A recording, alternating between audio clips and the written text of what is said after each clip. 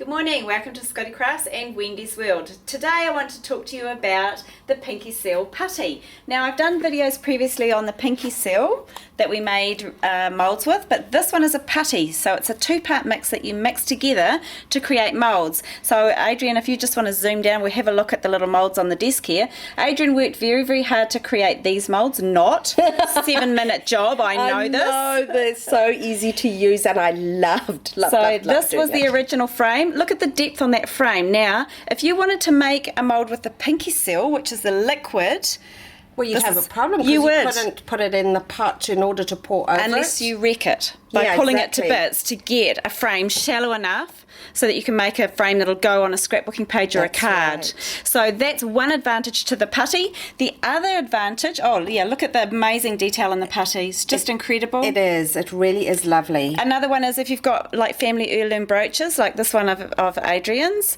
which has got a back on it and it's silver, you don't want to mess with that. Yeah. So to make a mould with that without having to damage the brooch to take the backing off, then you can... Look how easy it is and look at how the detail that you get out of it. And then the created item. Yeah, just play with a little bit of metallic rub-ons with that. And the other one is for filigree items. Now, filigree item is an item that's very thin and that has lots of holes in it. If you tried to use the liquid Pinkysil with this, you would get a solid embellishment with the detail in it. You wouldn't get a filigree, which is the holes. That's right. So like this ballerina brooch, you see the holes through where the arms are, and then it's repeated in the pieces that Adrian's made, and that's by making the mould from putty. You can see the mould here, see the little posts that stick up? When you press that item into the putty, they squeeze up into the holes because it's face down in the putty. That's right, and it sounds like very technical, but it really is the easiest thing in the world to do. This actually gives you the depth and you don't overfill it with resin basically. So we come to the next part. Right, so you take 2 equal balls of the 2 parts of putty, the pink and the white.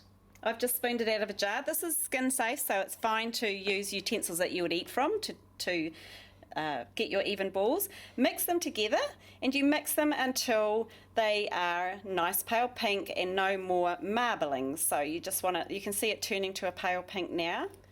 You've probably got about, what do you think, Adrian, 3 minutes working time? Yeah, not an awful lot longer because once it's nicely mixed, it does start to set. So you it's need like Play-Doh. I know, it's really fun. It's very therapeutic. It is. So look, you just about got there, I'd say. So I'm just about there. So then all I do is roll it into an even ball. And I'm going to squish it flat. You can do this with a rolling pin if you want. Take your item that you want to mould, and I'm going to go close to the edge and press it in. Now I'm going to take another little button. No, that one won't fit, so we'll do this one and press it in. And this one, if you can get the bits to squeeze up through the holes, that will give you your little post like I was talking about, so that when you underfill it with the resin, it will actually form the holes in the button. So you just got to make sure you press it down so that those little bits come up high enough to create posts. Oh, this is going to be so cool. Please put that blue one in. So then you wait, for well, I don't even think it's 7 minutes, is it, Adrian? No, and then you literally just pop out your little buttons. And almost straight away you can use the Easy Cast resin, which we've done a video on. So the Easy Cast resin is a 2-part equal mix again. You mix it together, you can colour it at that stage and then pour it into your moulds once your moulds have set. Yeah, you can. So that will then create items like these that you see here. Yeah, now that was as it came out. And that was painted. It just, painted and put a little bit of silver rub-ons on it.